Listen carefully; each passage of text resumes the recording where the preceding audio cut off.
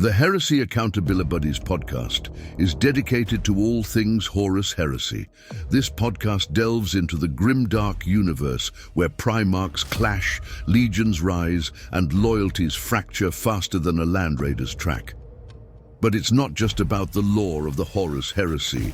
The Accountabilibuddies also explore the gaming side of things, from painting and modeling tips to product reviews and ideas to help you in your hobby. So, whether you're a seasoned Forge World veteran or a fresh-faced scout, this podcast is your Vox channel to the galaxy. Expect discussions on lore, modeling, gaming, and maybe even the shenanigans that your hosts somehow seem to find their way into. Remember, in the grim darkness of the far future, there are only two things you can count on: heresy and your trusty Accountabilibuddies. Hello, everybody, and welcome to episode 70 of the Heresy Accountabilibuddies Podcast. I am one of your hosts. My name is Duncan. With me tonight are some of my friends and co-hosts. Dan. Jack. And John. Additionally, with us tonight, we have two of our friends from the Phyrix crew who are running events at Adepticon. Gentlemen, go ahead and tell us your names. I'm Lucas. And I'm Eric. And tonight we have a wonderful episode sponsored to you by... Do you love resin bases? Then go to our sponsor, Elric Hobbies, for all of your basing and basing accessory needs. Use code HeresyABB at checkout for a discount. Legendary Monument Hobbies. Monument Hobbies is a one-stop shop for all of your painting needs. Use code HeresyABB at checkout for a 5% discount on your purchase. Pop Goes the Monkey. Find maker of third-party accessory bits of arms, legs, backpacks, and more, where you can get 10% off your first order over $125 with code HeresyABB at checkout. So there you go. There's our sponsor shout-outs, and shout-out also to all our Patreons. Now that I've done with that, guys, episode 70, we've had a cast change. Most of the cast is still remaining. However, as talked about in episode 69, Jacob has decided to leave the cast. So we will have rotating openings. We'll have rotating people showing in and out, bouncing in and out, coming in and saying hello as normal. But hopefully it's going to be the same lovable cast you've come to enjoy and or loathe, your choice. As always, let's go ahead and start off with hobby progress. And John, as is tradition, what have you done lately hobby-wise? Well, hobby-wise, one of my friends was nice enough to find the Creator Champion for me, a model many of us have been searching high and low for, and I got him in, and I've been starting to clean him up. I got all the sprues removed and started kind of working through that. And then I got a pre-order of a kind of an NPC that I'd ordered a while ago. It's not Heresy related, but it's Heresy adjacent with the way we use it. The Good Smile Company made a model of the Thunderjaw from Horizon Forbidden West and Horizon Zero Dawn, that kind of PlayStation game series. This is a completely pre-colored model. It comes on 28 sprues with a set of water slide decals to kind of color correct some of the pieces, as well as some of the warning signs and things like that. If you know what a Thunderjaw looks like, it's basically like a dwarf T-Rex with a missile launcher on its back and a kind of machine guns for teeth. I really like the way the AI kind of is envisioned in the Horizon Zero Dawn universe, and I use those as kind of as I write some missions that Lucas and I are going to play test later, I write those as kind of men of iron, because there's nothing that says that men of iron had to be men. AI can just kind of go rampant and go whichever way it wants. Either way, this thing is completely posable. It's got posable legs, posable head. It's got flexible ammo feeds. It's got a completely posable tail, and it's huge. I think it said 300 centimeter or 30 centimeters when it's done. The head is about the size of a Space Marine laying down, and so when this thing is completely done, it's going to be absolutely huge. And so I've been putting that together, kind of clipping things out. I also managed to get a little bit of time done and built my suzerain standard bearer. And so I took some parts from the Ultramarines Praetor kit from the old, everyone's favorite plastic commander set from the early 2000s. And then some Mark II Command Squad parts and some other stuff that I've kind of cobbled from all over the place, and finally assembled a suzerain standard so I can run a whole 30 unit of suzerain with their standard bearer. And then also got some Etsy stuff that I'd ordered back in November, which is some Riot Cops that I can put some Cobra decals on, and they can be Riot Vipers, and that way I could use those as some of the command squads that I need for my Solar Ox if I decide to go with that way with Cobra.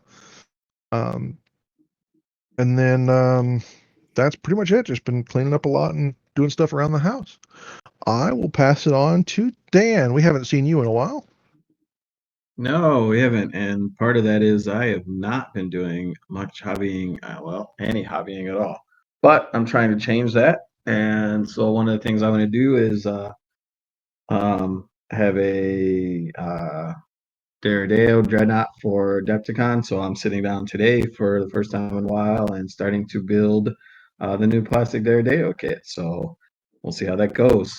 So that we'll pass it on to Duncan.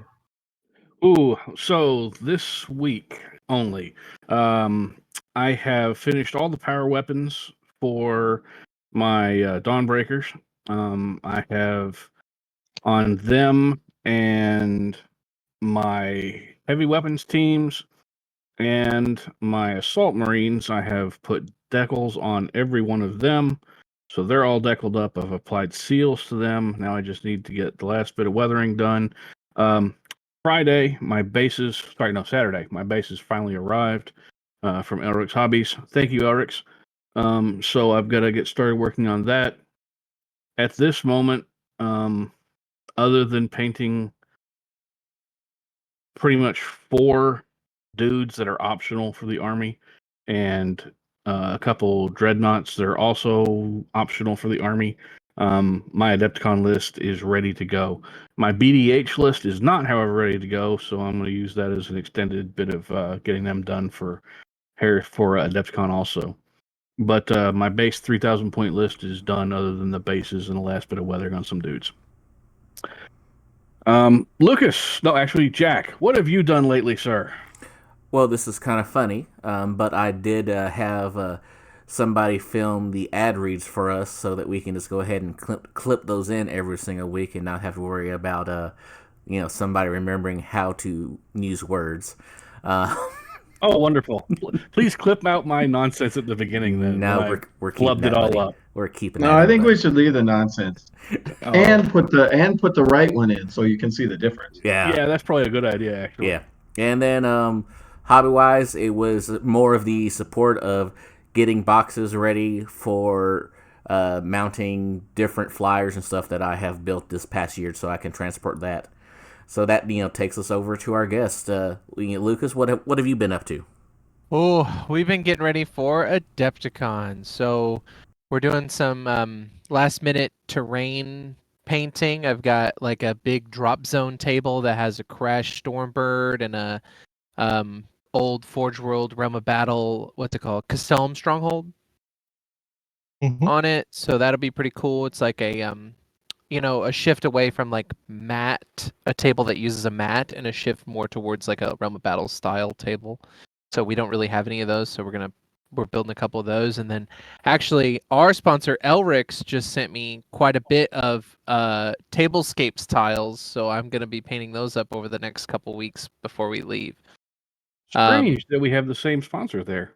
Yeah. They actually are a powerful Horus Heresy sponsor, so definitely go check them out.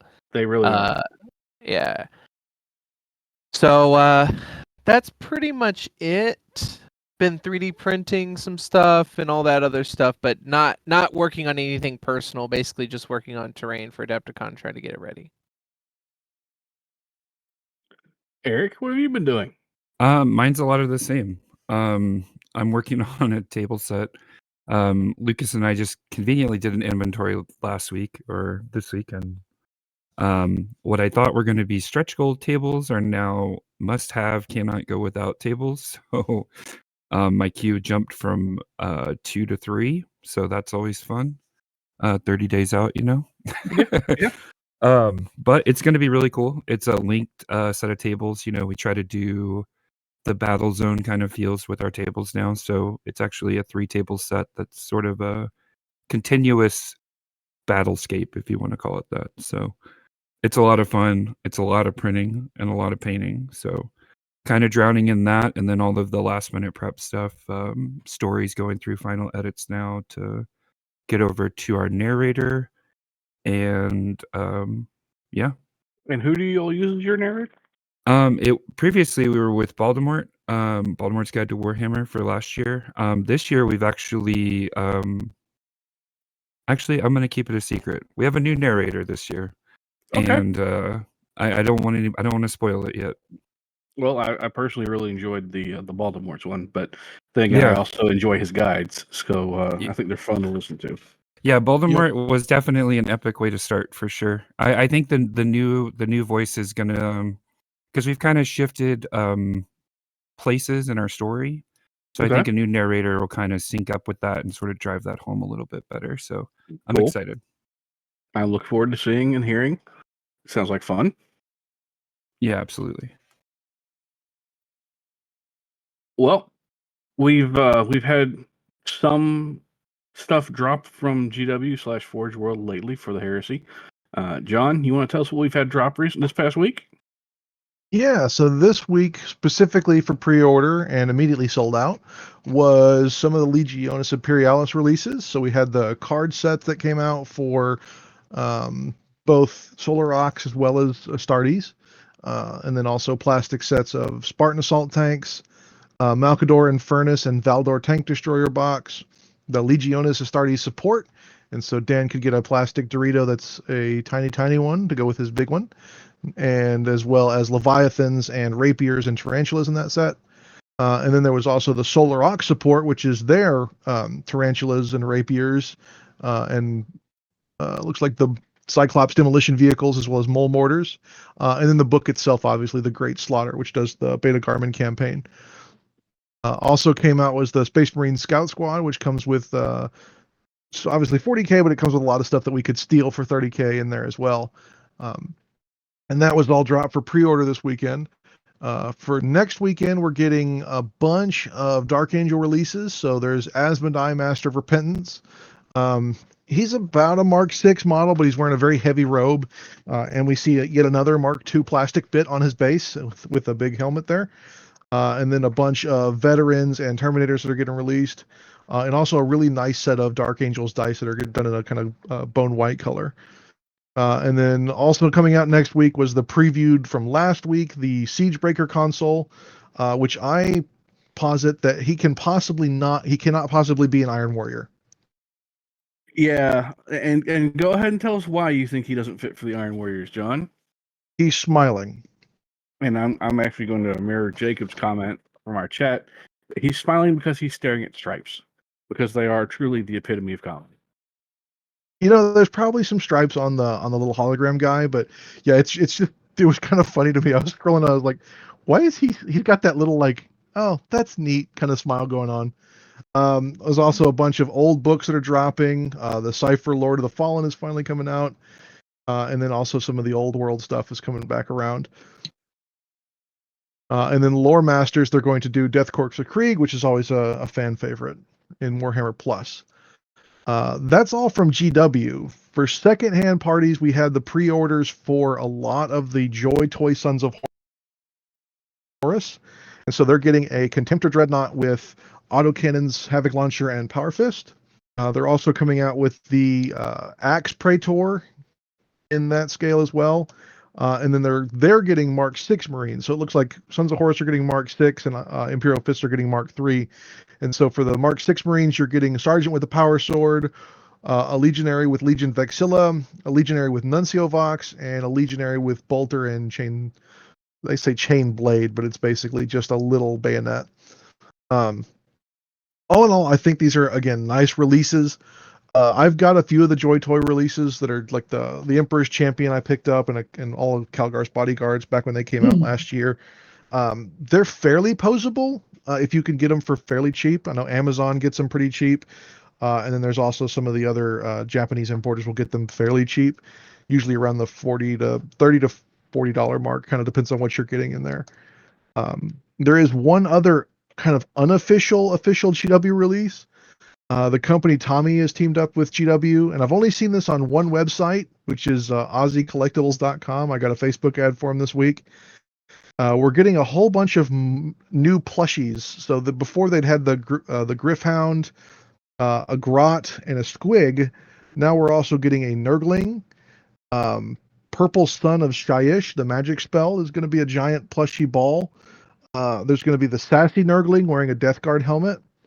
There's a plushy Watcher in the Dark holding the Lion Helm. A plushy Ripper, and then the one that I will probably end up getting if it ever comes to the U.S., a life-size plushy Servo Skull. I know this may sound a little odd coming from me, but it definitely doesn't sound like cuddling with a plushy Nurgling is at all healthy, but that's just me. Well, if you remember correctly, they had to recall the plushy Squigs because they were a choking hazard. Yeah, so I'm honestly wondering what the plushy Nurgling is going to have. That's Since the Squig was lore accurate. I'm pretty sure we need to send one of them down to Jamie, since his house is the House of Nurgle, as we all know. All right, cool.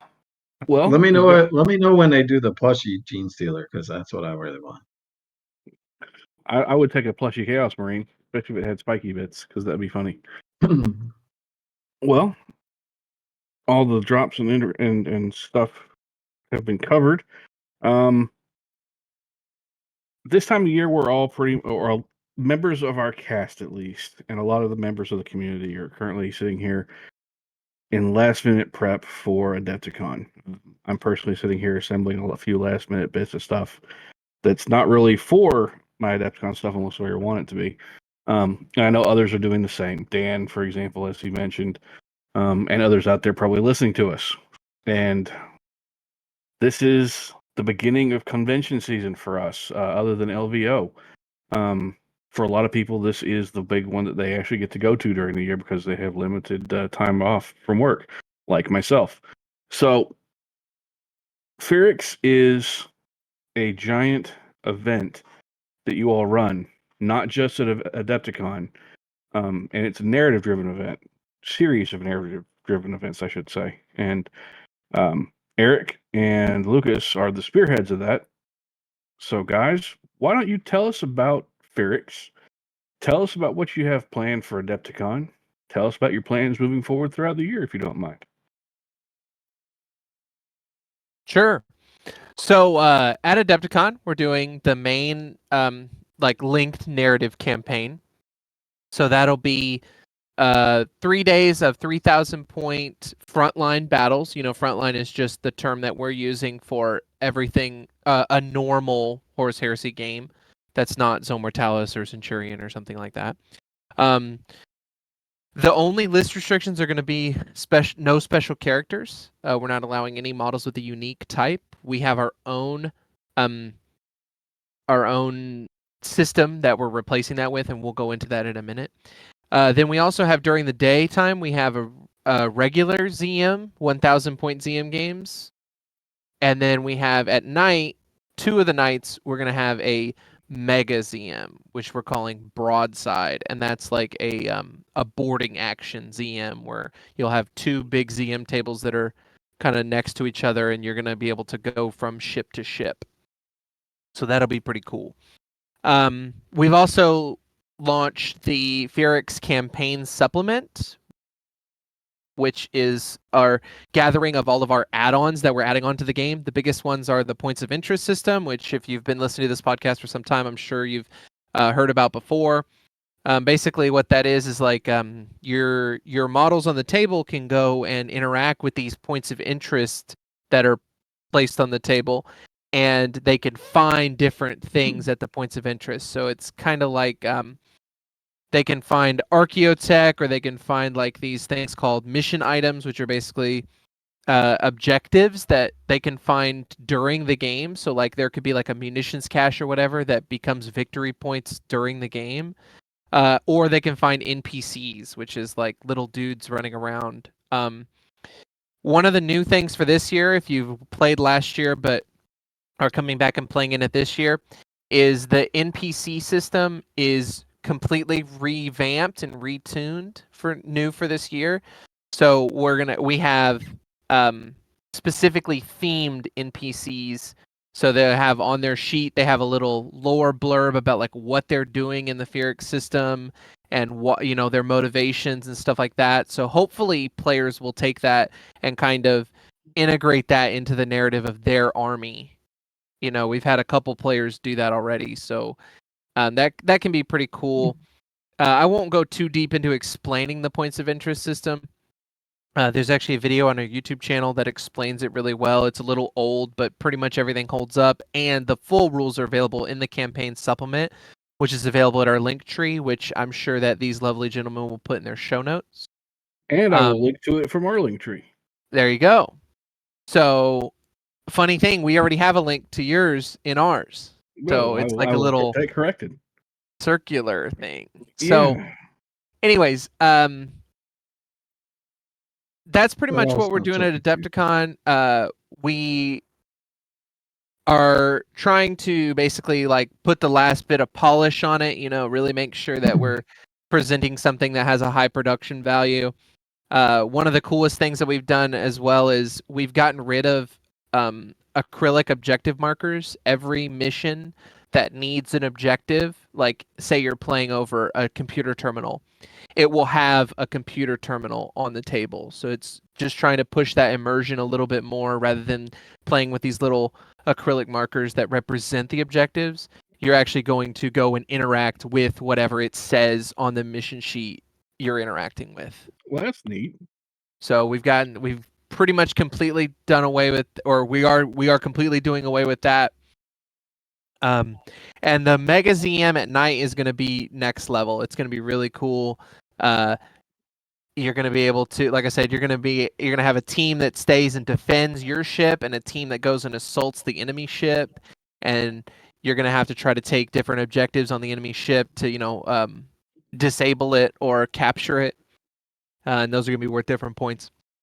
It'll be really cool.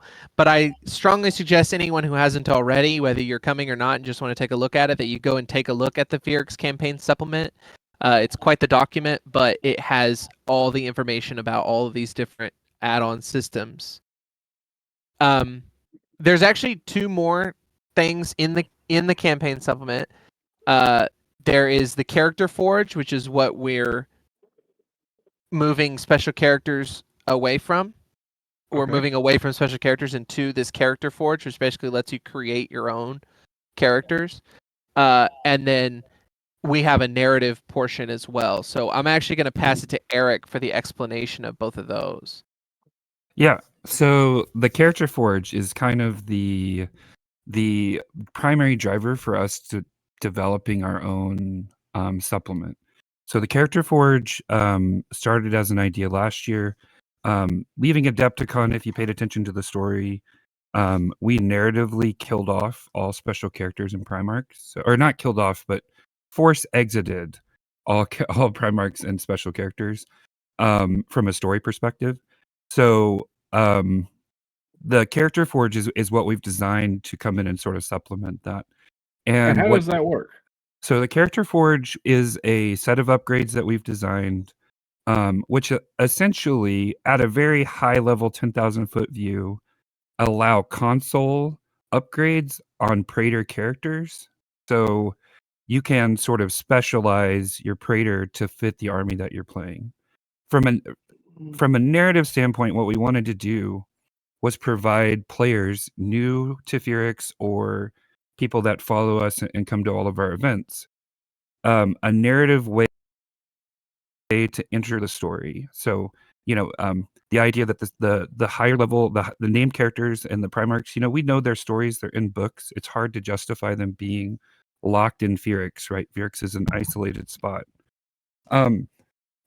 So the idea is to provide these narrative sort of footholds for somebody new to our system to be able to come in and say, okay, in this situation, you know, for my army, where do I think my leadership would get pulled from, right? Who's going to get promoted to take over? You know, maybe it's a librarian, maybe it's a warmonger or whatever.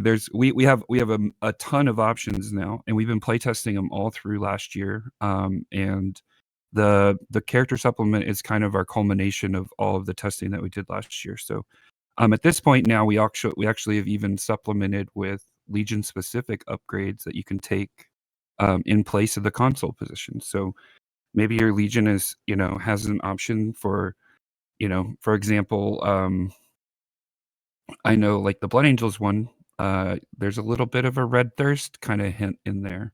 Maybe you have a little less control over where you charge, but you pick up a little bit of ability in close combat. But each one of these choices also comes with not only its equipment, but a narrative like foothold. So it's giving you an explanation of like, here's an example of how we would recommend you insert your character into our system. So that has sort of become the de facto Phyrix experience from the people that follow us and the people that come to our events. It's a way to build a character and tell a story in a really narrative way. And I think it leads to a lot less cookie cutter lists and kind of forces people to really think about the story and their interaction with it, right? But narratively speaking, I think it's been really fun. I know we've had a lot of people. We have a lot of discussions on our Discord. People talking about their stories, picking up stuff, that kind of thing. So check out the Character Forge. Even if you're not coming to a Phyrix event, I think it's an interesting idea to look at for maybe your local narrative scene. It's really lightweight. It doesn't really change a lot with the game. And I don't know. I just think it's a lot of fun. But it's Okay. But as far go ahead.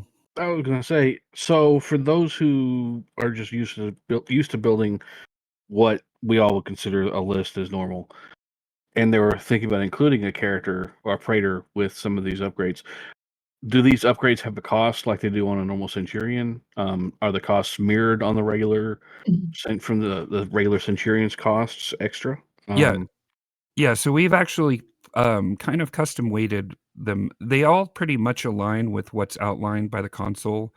Some of them are adjusted because we didn't just want to leave it as, hey, your praetor's now a librarian as well. So the cost difference is 45 points, if you do the math in the book. Okay. It's like no, a librarian praetor is also now leadership 10, right? So he's exponentially better than a leadership 9 librarian. So his points cost has to reflect that. Also with some of the equipment has changed, but in the Character Forge, it breaks down the cost of the upgrade, all of the optional equipment for them available. In some cases, there's special equipment that we've allowed to them, but all of that's defined in the Character Forge. The supplement is now the one-stop location for all of the documentation for Phyrix. Awesome. So Lucas talked a bit about how the missions and everything are set up for, or what the actual missions or games or events for Adepticon are. Can you tell us narratively where we're at with the story with Phyrix? Just kind of give us a recap of where we were before and what we're looking at for this year. Yeah. So yeah, the tables, obviously, sort of touching back on what he said, we have the custom markers. And one of the other things that I really take a lot of pride in is, if you've never been to a Phyrix event, we invest a lot of time into building tables. I know I said I'm working on 3 right now, so it sounds like it, maybe there's a little bit of a rush happening, but I can guarantee you that they're going to meet the standard that we kind of have set. So our tables are kind of a mix so that regardless of any list that you want to bring, there's tables for you to play. And on top of those tables, and the reason I mention that is because all of our missions are bespoke to the tables that they are on. So when we sit down and write these missions, they're in the thought of what terrain's on that table. How does this, sort of tie in with what's going on, on the table versus, we're basically looking out for your gameplay the most. Narratively speaking, so picking up from where we left off at Adepticon, essentially something happened at the location of last year's Adepticon, and that has stranded all of the ships that are not able to carry Primarchs and special characters. So your Phyrix army has been stuck here since last Adepticon. Through our other events that we've done last year, we progressed the story forward through a couple different settings. We've actually hit a transition point in the story where we're moving from the outer sphere of Phyrix into the middle sphere. And that transition point happened across 2 events last year, one at Texas Open and one in Kansas City. So the final event of last year queued up our location for Adepticon. For those who don't know, it's the Ruins of Saratan is the name of event at Adepticon. So at our final event last year, the Loyalists had arrived and were bastioning up in a orbital station above this ocean world that they had fled to. Mm-hmm.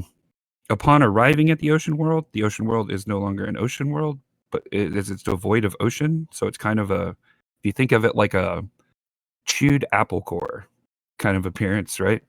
Okay. And so that leaves a lot of questions because everything they had was pointing to what this planet would be and what to expect here. So things are obviously weird on the planet. So in the last event, the Loyalists bastioned up and we're trying to hold and brace for the traders because the traders had completely swept them in the transition point through the Amber Strand. And so at the last event, the traders were able to secure a foothold on the orbital and start some ground progress missions. So at this point, opening on Adepticon, it's going to be another planetfall scenario where we're looking at what happens on the planet as well as what happens underneath the Hive City. And on the orbital, we've got not only frontline missions playing, but we have daytime ZM missions playing, which are all representative of the different fights going on. And narratively, everything that you do at Adepticon that has a Phyrix name on it is in the narrative for the series. So excited about that. Dig it.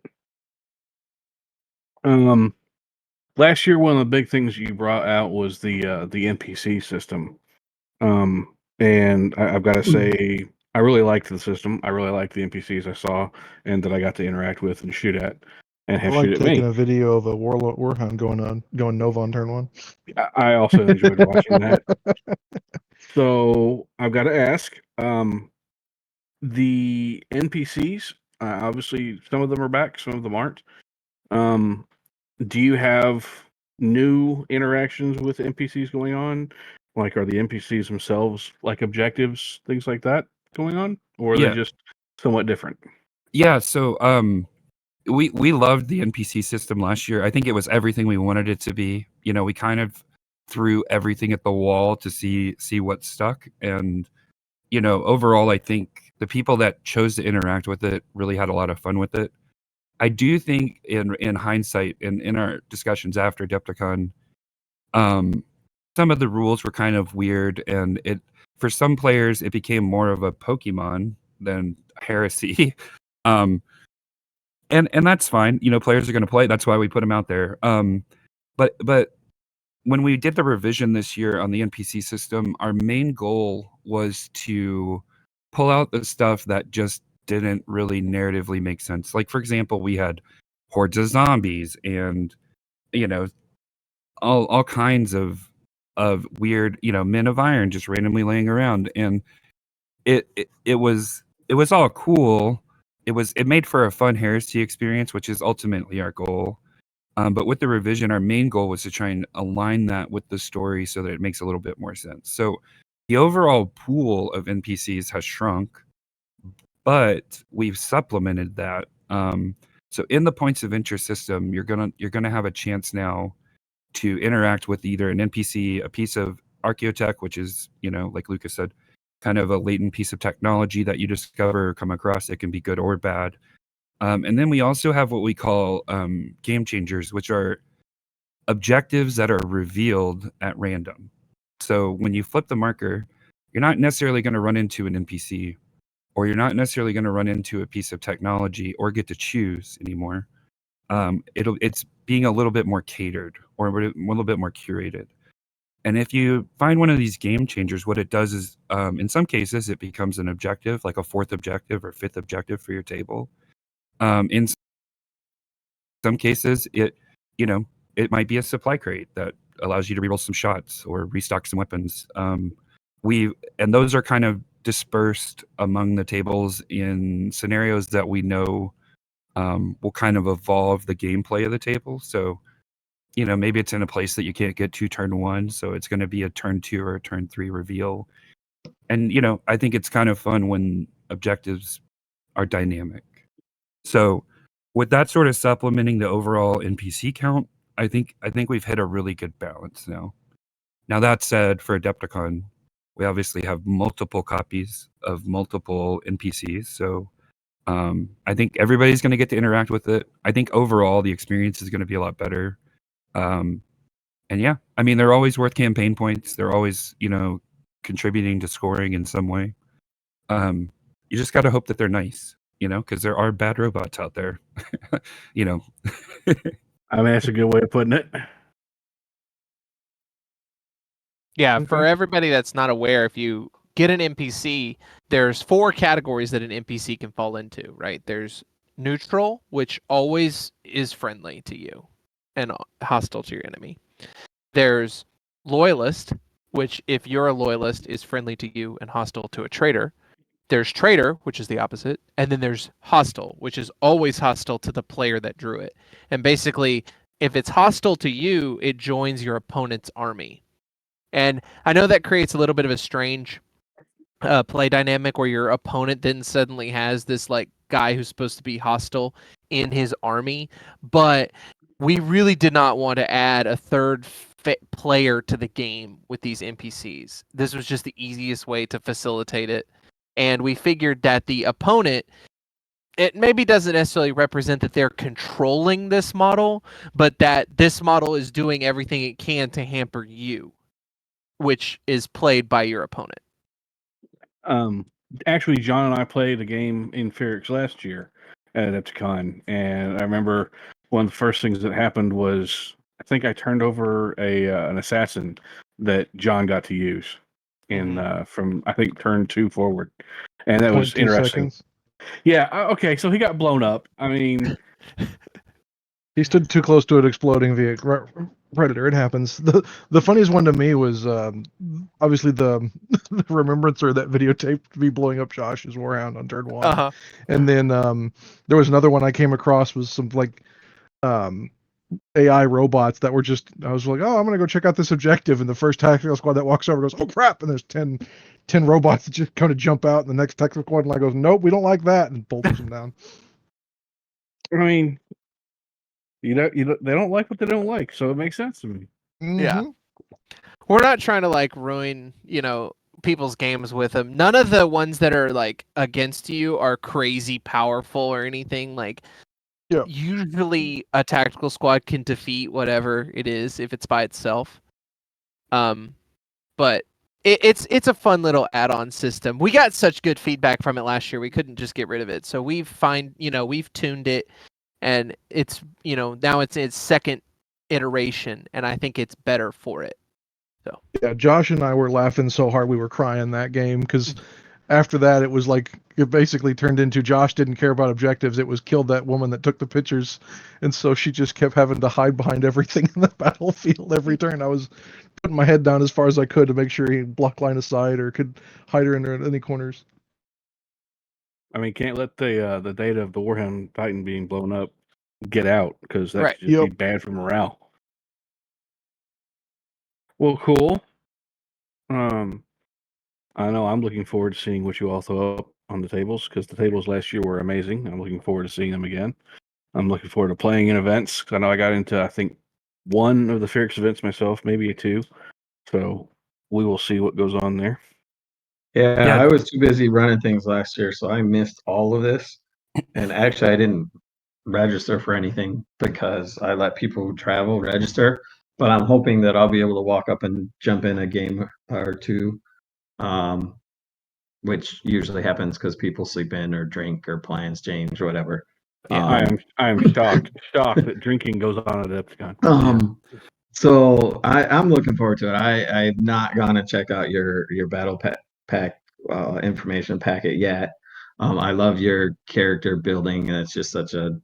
I mean, for the entire time I played 40K, I have notes from 2001 when I first started playing my Manus Warriors of my sergeants working their way up to eventually being generals through campaign tournament series throughout the summer when nobody was playing narrative, and it was just me doing this for myself, writing journals and notes. So that whole system of how you guys are running that is what Heresy is about to me for narrative. So I love what you're doing with it. So Well, thanks. Yeah, it's definitely been really fun, and I think what's been my highlight recently is seeing all the conversions going on right now because everybody's pushing towards Adepticon. So seeing like their rekit bashing their characters, they're evolving, reflecting the character's story in the model itself, and it's good. I'm excited about it. I dig this. So How many tables do you all actually have? Not counting the 3 that you're working on. How many tables are you all taking up to Adepticon for pure Heresy play? 31. That's an impressive number of tables. 25 for frontline and 6 Zomortal. Well, so the Zomortal is kind of split up. It's like if you call a 4x6 table a full table, then it's 31. But the Zomortalis is, like I said, the Mega ZM is split into 2 18-foot tables, and then the small ZMs are 3 feet wide because they're only 1,000 points. So, but yeah, it's 31 4x6s.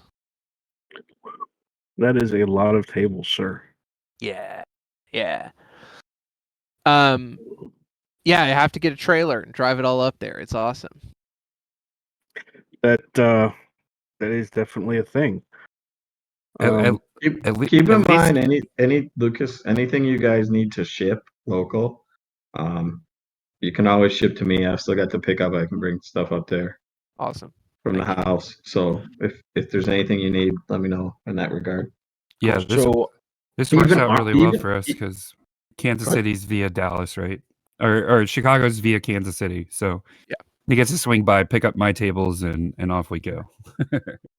Yeah, and that's, I mean, anyone who trusts me enough and would be willing to send an army if you're traveling and would rather ship an army than travel with it. That's also an option for anybody. That means that they trust the postal system. Ooh. Fair. Yeah, Dan, it's not just you. Well, I mean, with the postal system. I guess it depends on how good you think your storage solution and packing are, I guess, to some extent. Well,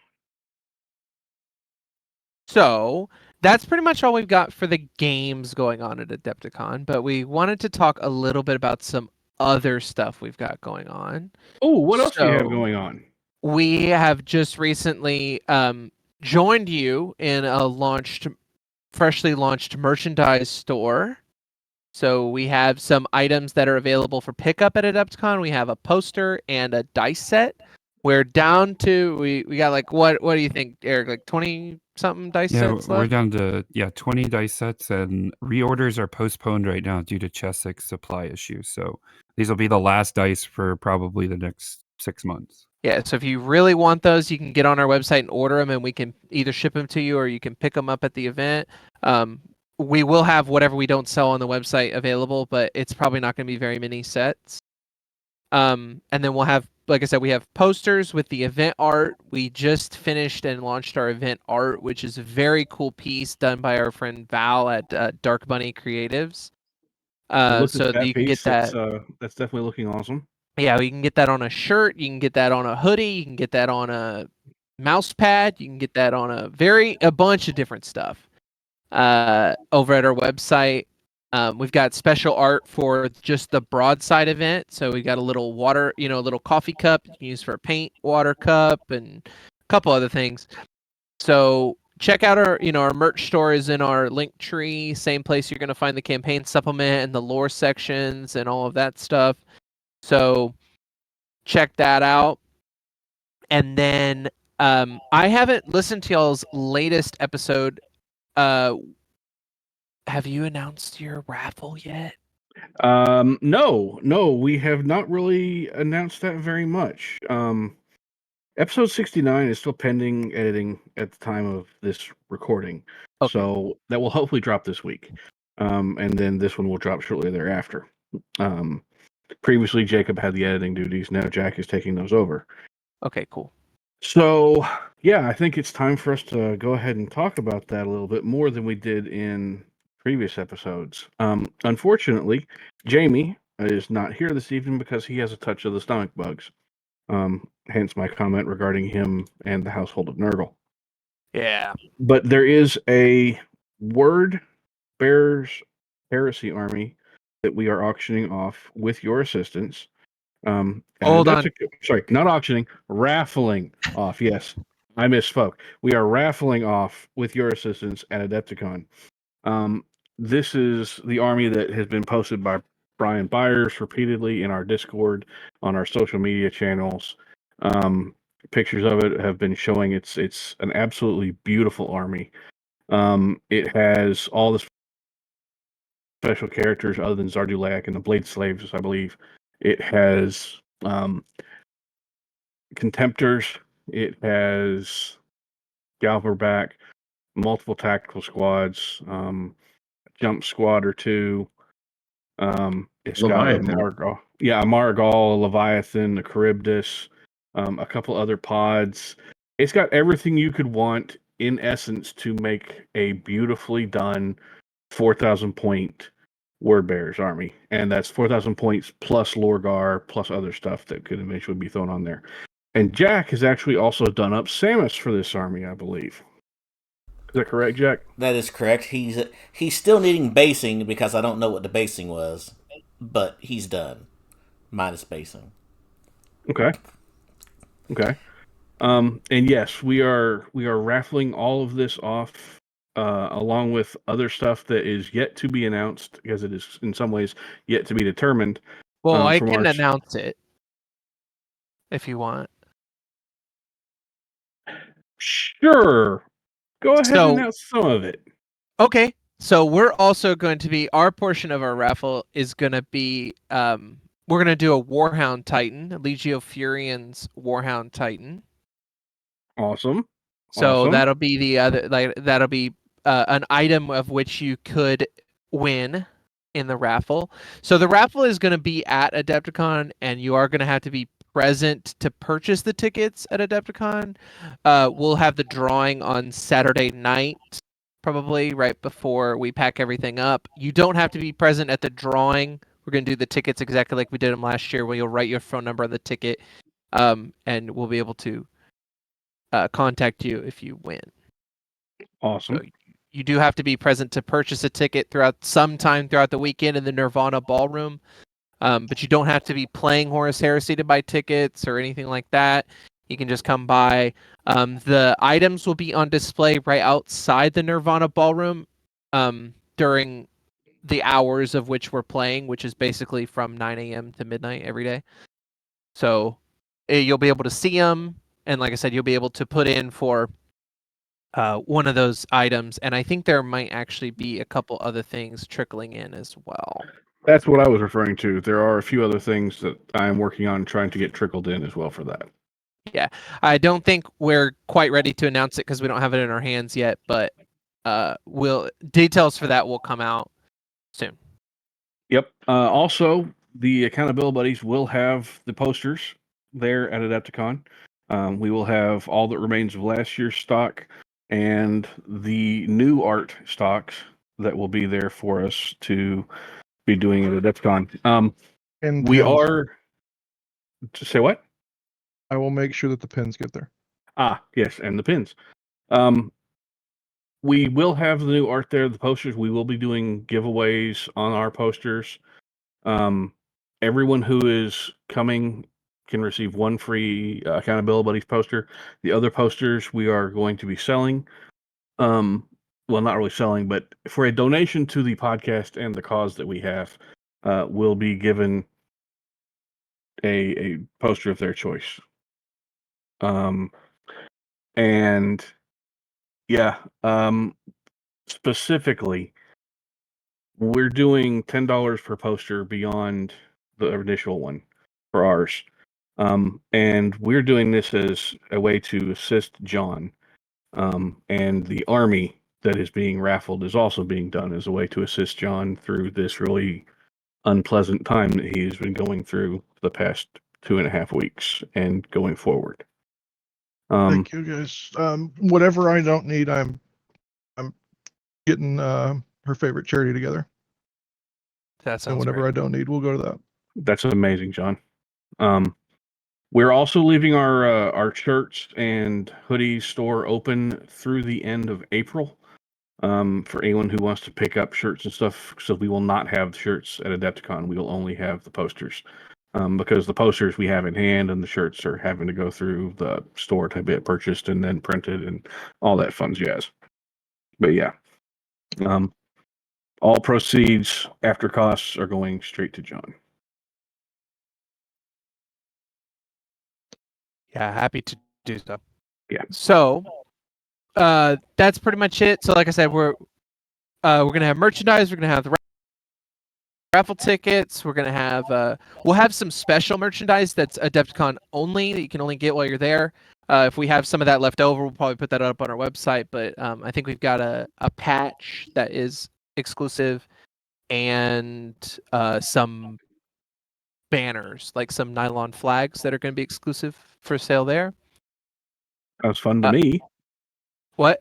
That sounds fun to me because it's always just swag, and I always we'll have that available. And then every player playing will obviously get a swag bag that's got some stuff, like you were just talking about. It's got some other stuff in it. We're getting those put together now. Awesome. So, you had asked one more question to us about our plans for the entire year. Yes. Or for going forward. So we're ready to announce. I'm actually going to let Eric announce, or it's already been announced, but talk about our next event after Adepticon, and then I'll take it back over and talk about the one after that. Let me ask a sub question before we go into that. How many events is Phyrix putting on for 2024? Or do you have that number already done? That's a good question, and it depends on what you define as an event. Yeah. As far as 2-day or longer events, 4. Okay. We do monthly gaming events at a local place here in Dallas, and then they also do some in Kansas City, but they're just like 1-day like get-togethers. They're kind of light on the, we don't write a whole narrative or get any art made or anything like that for them. They're just kind of a gaming get-together set in the Phyrix system. So it's not really sometimes set in the Phyrix system. We just finished up a Great Crusade themed one where we allowed people to play with Eldar and Necrons and orcs and stuff. So yeah, but we're doing that monthly. Mostly just now. as a way to keep our local scenes vibrant. Yeah. And it's a great place to play test tables and missions as well. So beyond that, though, we do 4 regional events. We did 4 regional events last year, including Adepticon. This year, same boat. We're trying to time them out, so about every 2 months, you've got access to a Phyrix event if you're willing to travel. One of our title sponsors is actually Tabletop Game and Hobby out of Kansas City, so we actually run 2 of the events out of their store/game area. This year's going to be the same. We've already locked in for June. The dates are available via our Discord. I want to say it's June 22nd, but I may be wrong because we haven't actually officially put it in a public announcement out yet. Either way, that one will be in June. It's going to continue the story. For those that don't know, if you haven't put it together yet, Phyrix is a continuous running narrative, has been for since 2016. So it's one giant story that continues to go forward. So at our event in Kansas City, we will be talking about the post-Adepticon settings and what happens. I'm not going to spoil that story. And then that will queue us up for the next event in August. Lucas? Yeah, that's going to take place at the Texas Open, which doesn't have its dates quite finalized, but we're looking at mid-August. I think they're going to try for August 18th, the weekend of August 18th. And that's where what is that going to be held again? That's going to be held at the Hyatt Regency in downtown Dallas. So it's really easy to get to by, you're within like 30 minutes of two different airports. There's a hotel on site. So that'll be pretty cool. We're going to have 50 tickets available for that. We're doubling our availability from last year. Nice. So that's a pretty cool, like, little, it's definitely smaller than Adepticon, but it's like alongside a 40K GT, and I think they're going to do an old world event, and they have Age of Sigmar, and they have vendors, and so if you like the kind of, it's like a mini con. It's pretty cool. We had a really great time last year. The guys who run it are really, really cool. And the venue's amazing. Yeah, the venue's great. It's top tier, brand new, feels great. Yeah, super nice. Speaking I of gotta which, say, sorry. the Kansas City venue is also top tier. It's the only thing is it has a pretty hard ticket cap for right now. What is but other cap? than that, 20. Yeah, right, it's anywhere Eric? between. Yeah, it's going to depend on what actual tables we decide for that event, but it'll land somewhere between 20 to 24. So it's a little bit of a more limited event, at least for the one in June. There's a possibility. So we will be back there in October for our final event of the year, which is also the pre-launch for Adepticon 2025.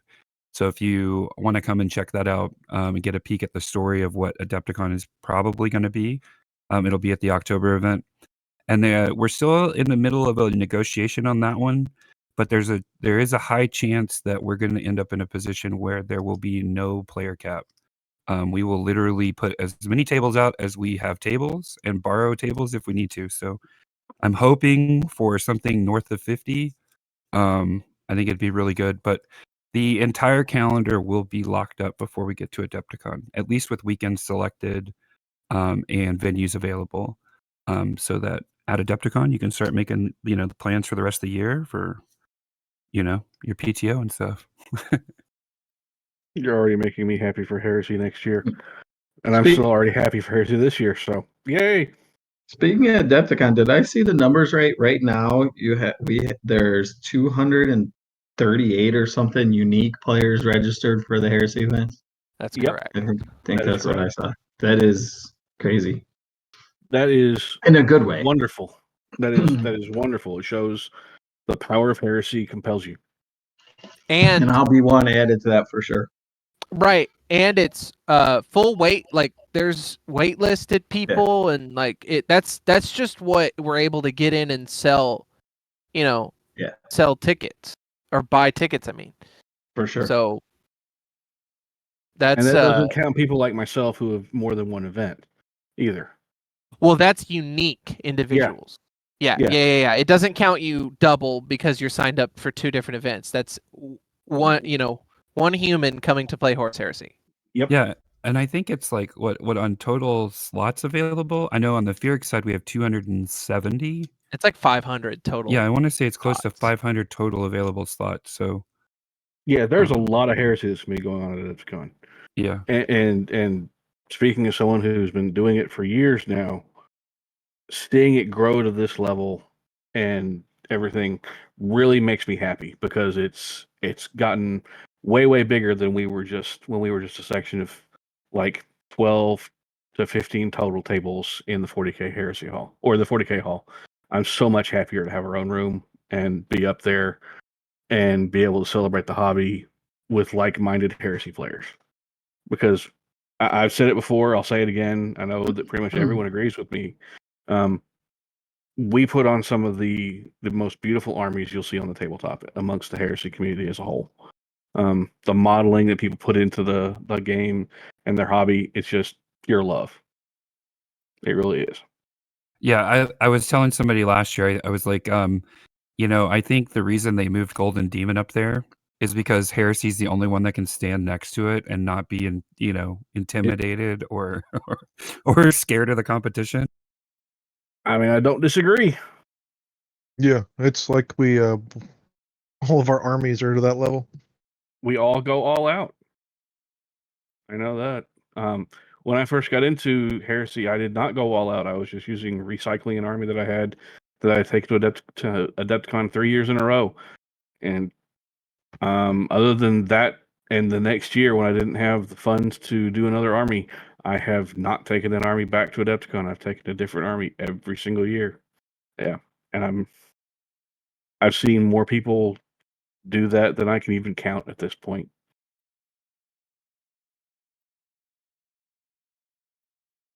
Yeah, that's what I used to do when I got to play. Yeah. So Yeah. that's one thing I do want to bring up. Are the two of you going to get to play any games? Probably not. Yeah, so about that. So when you switch over to the EO side and you start doing all this stuff with like tables and stories, and it really doesn't leave a lot of time to play. Thankfully, I've got a good close set of friends that drag me to the game store once every 2 months to make sure that I at least remember how to roll dice. So that's good. But at Adepticon, actually, no, I don't think we're going to get a chance to play unless it's after hours or something. Now we will be involved in the Megaseum at night, so we're essentially in the hall from 8 a.m. to 1 a.m. like working, right, on the 3 major nights of the game. So it's a lot going on, but I will say in the Megaseum we have roles to play.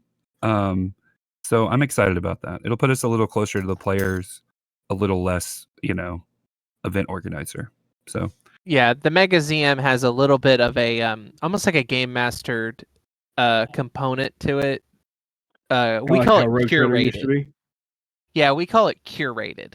So it's not just you playing in a mega battle. Like there's stuff that's happening, and yeah, we have actual like Narrative stuff. we have a part to play. So it's Okay. not just yeah, it's going to be a lot of fun.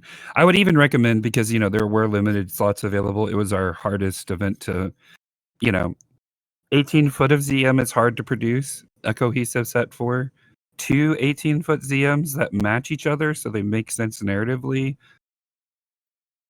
extremely hard to produce. So even if you're not in the event, I guarantee you it's going to be a lot of fun. It'll be a spectator sport. There will be, lots of stuff going on. I think it was the highlight of my week last year, was just being around that and showing that, sharing the Mega ZM experience with Adepticon for the first time. And I think this is such a good evolution of that system. I fully believe that it'll be the talk of the hall, if not, hopefully the Warhammer space for Adepticon. There we go.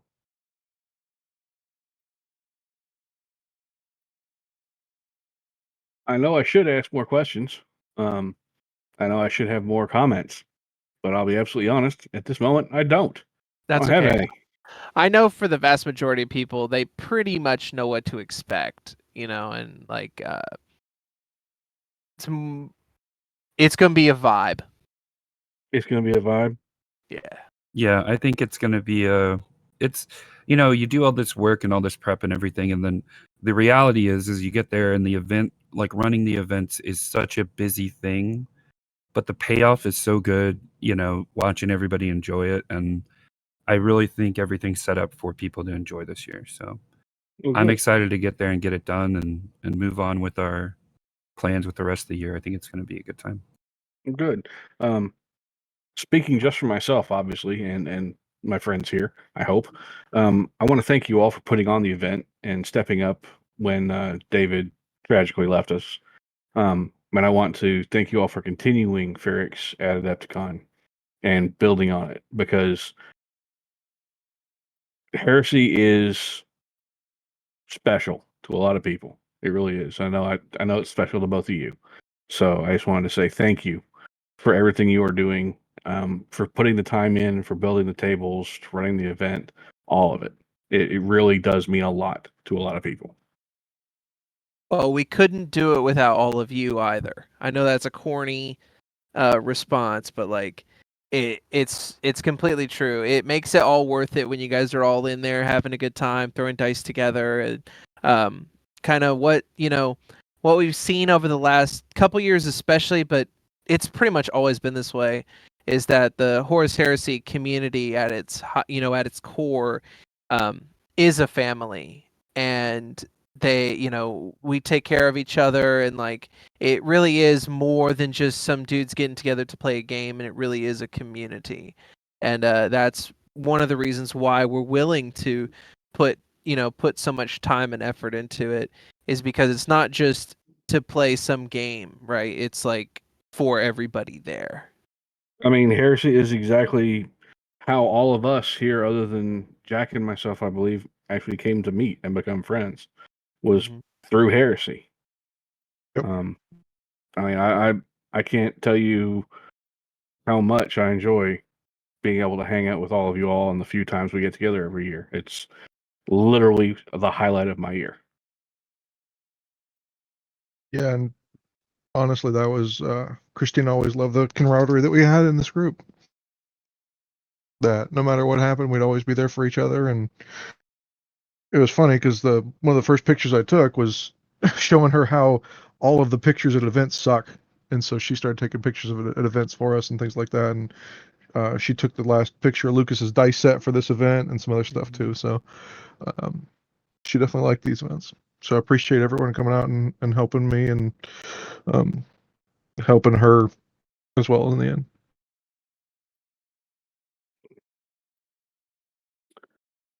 Well, guys, if you all don't have anything else you want to say regarding Phyrix or anything else at this point, I don't think we have all that much else to talk about other than one minor product review, unless we want to push that off till next week, which I'm fine doing. I'm good now, if we want to do it. Yeah, we can. So a few months ago, there was a Kickstarter for a thing called the Cry Gruffy box. I don't really know how else to put it. Paint organizer, hobby organizer, I think. Yeah, sure. Yeah. Hobby organizer, paint organizer thing. I jumped on it because it looked like an interesting way to get a wet palette and some organization for the chaos that I surround myself with at my hobby desk. John also jumped on it, and I know Dan jumped on it also. So I have used it a very limited amount in the past couple weeks while working on this stuff.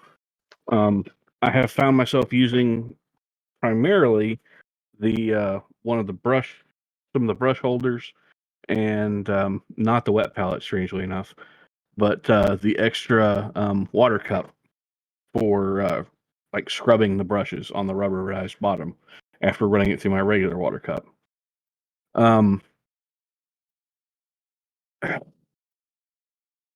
John, Dan, I'm gonna let one of you all take the lead on talking about this thing because I'm kind of nonplussed about it.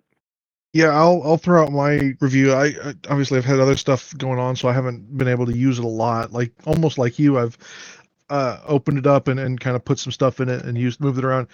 My biggest complaint is the titanium strength that you need to pop the little things off the bottom. Oh God! Like the little stacker modules are insanely hard to take apart. And if you were using this as a wet palette, I would wonder if you didn't line it up just right and you yank that thing off, would you get paint to slosh together and move together? I had that problem with the everlasting wet palettes because they're so flat. And as I'd pick them up with a lot of the other stuff I wanted to move from room to room, sometimes my brain would accidentally put it vertical, and then the whole thing would be destroyed and useless for what it was for. In this instance, though, it's almost like the opposite, where you've got to push so hard on these, and I'm sure you can almost hear them through the mic picking it up here. They close fairly easily as long as they're perfectly lined up, but taking them off is the harder point. And they work a lot like the stackable ornament organizers that I use for army transportation and display. So as long as they're perfectly lined up, they're great. I like the rubberized brush holder and the rubberized brush cleaner that you were just talking about, Duncan. Yeah. And the other weird thing about it is good luck pronouncing that name to anyone else in the world if you're trying to order this from a store. Yeah. Crydruffy. Yeah, anyway. So apparently they're available on Amazon now because after the Kickstarter they went there. Yeah, I was stuff. I was wondering how long that was going to be because of the wet palette, because it's a small wet palette, right? I mean, Very small. I've got the small red grass, or right, that's the big one, and this is half the size of that, if and yeah, I thought I was going to break the damn thing just pulling the snaps off to take it apart as it came out of the box, to be honest. And Well, I've lost one of the clips I just noticed. I have not, like I said, I haven't been hobbying, so I haven't got a chance to put any paint in it yet, even. I do like the rubber holders. I'm not sure if I'm gonna have them clipped onto the water pots themselves, because I think they'll get in the way. But I'll find something to put the rubber holders on. I think that's a great organization tool for the paintbrushes. I think I'll use that for sure. And same thing, I am curious to see. So there's good and bad with it being sealed up, because one of the things, even with the red grass game seal, I end up with it dries out and my wet palette doesn't stay. But usually if I get 2 or 3 days worth of painting out of a drop of paint on a wet palette, that's really what I'm looking for anyway. So it'll be interesting to see how that open and close, if over time it loosens up that little bit, so you're not smacking paint all over the place, like John says. Having a fight just to open it. And having a fight just to open it. But I'm wondering if you might get a little more use out of it sealed. Originally, I was wondering about the ability to use it to like travel and have paint on a wet palette and a travel. But now that I've got it, I'm not sure that that's the use for it. Unless it's just like you're going to the local hobby store and you're going to put it in your car and drive up to the hobby store and pull it out. I don't think it'll travel more than that. Unless it's just completely empty and then you're going to fill it back up again to a class or something like that. I couldn't see flying with this or anything like that. No. And I'm going to say this: it does not really seem that bulky, except when you're carrying it by the handle, because where that middle handle doesn't quite mesh up to the cups perfectly, it kind of sits there and kind of digs in your finger when you're holding it and trying to carry it around. But the rubberized stops for the paintbrushes and all the stuff, I've got them on pretty much lining the entire thing, and they absolutely do get in the way, Dan. I 100% guarantee they get in the way, because they're doing that right now for me. That's why I said I'm gonna come up with something else to put those rubber organizers onto to hold all my good brushes. Because right now they're just in a shot glass brush, tip down with the covers on them. But so that part of it I definitely will use for sure. I will say, as far as Kickstarters go, it was definitely I've even kickstarted some PDF only role playing stuff, and this delivered faster than one of those.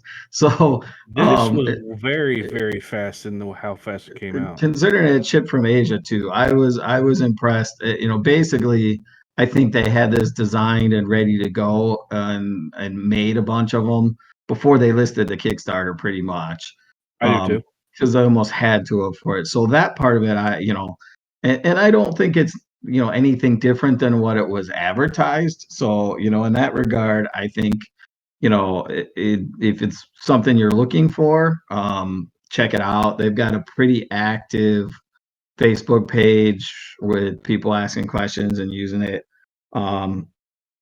So I still long-term indeterminate, but I think it was what I asked for. So we'll see. Like I said, I think we all have the same concerns about it. It's just very, very tight plastic to plastic tolerances trying to open and close any of that stuff. Yeah, So, And I also wonder how long is that going to hold up? That's been the biggest problem with plastic to plastic. I mean, think about all your old toys. You dig them out of the attic and they're floppy. I wonder how long before this chips or stretches or worse off snaps. Because there's going to be no glue in it or no repairing it or anything like that. I mean, like Dan said, as far as Kickstarters go, it wasn't terribly expensive and it delivered, I will say, the fastest of any Kickstarter I've ever had. Even some STLs haven't delivered this quickly. The only time I've ever had a Kickstarter deliver faster was with a guy who I know personally who was kickstarting some books, and he drove the very first books off the list over and dropped them off at my house like 3 weeks after the Kickstarter was over. Yeah. But everything else has taken way longer than this. So kudos for them on that. And kudos for them on getting it on Amazon. I'd like to revisit it in a year after using it for all the hobby stuff I have planned out for this year to see where I am with it at that point. I will definitely say when I get some paint in the wet palette and get to use the wet palette a little bit, which I'm hoping will be in the next couple weeks. I'd like to talk about, just the palette medium and the sponge and how well that holds up compared to the Red Grass Games one, which for a long time I had a couple other proprietary ones and had given up and was using chamois cloth for drying cars and flat parchment paper for baking for my wet palette. And I think a direct comparison to all those different methods would be great, Dan. In a couple so I will, and the Red Grass Games one definitely brought me out of using the cheapo method because I think they've got a really good setup and you don't have to boil it or prep it or anything like that. And it works well. And so I'd like to get a chance to use this, dry out a couple of them, and talk about that. So, well, let's come back to this topic in, say, April, after we've all had a chance to use it and compare other stuff. That'll also let us use it for any build-up we have left for Adepticon. And then come back and give final thoughts on this versus regular wet palette stuff and other options. Sound good? Sounds like a plan to me. Perfect. Cool. With no other objections, nothing else really to complete tonight. Eric, Lucas, on behalf of all of us, I want to say thank you for coming on. Thank you for talking about Adepticon. And thank you for talking about Phyrix and what all you have planned for Adepticon and the rest of the year. It's definitely been very appreciated. Probably won't be the last time you're going to hear from us. So. Oh, no. Well, absolutely not. I mean, we're all friends. We do stuff together anyway. So, yes. Look forward to seeing you all at Adepticon in about a month from today, actually. So, yeah. Yeah, man. Thanks for having us. Absolutely. Jesus Christ, is it really a month away? Yeah, it's like a month and 3 days. I gotta start putting my army together that got flung under the ground. Do I need to come up with a list? We'll be at the Heresy Hall throwing dice. Do I need a list? Yeah. I need multiple lists because I haven't. I don't know what the hell I'm gonna play because I'm not registered for everything. Do I need to know what I'm playing? I got my 4K list. That's the big one. That might be helpful for everyone to know what they're playing in. I think I'm playing a game. Oh. You're playing at least one because we're teaming up. We are? We're doing the tag team thing. Yeah. You know, the thing where I have to build 1,500 points of Blood Angels Burt. Oh. And you have Imperial Fists. You painted yellow for those guys, remember? I did? Sometimes I can't remember which one of us is more senile, you or me. Yes. Oh, there we go. Thank you, John. Your assistance is very appreciated. You're welcome. So, friendly listeners, thank you for listening to episode 70 of the Heresy Accountabilibuddies Podcast. As always, I have been Duncan, and tonight I've been joined by Dan, Jack, And John. And our 2 guests. Lucas. And Eric. And remember, listeners, stay accountable to yourself, stay accountable to your buddies, and we'll catch you next time.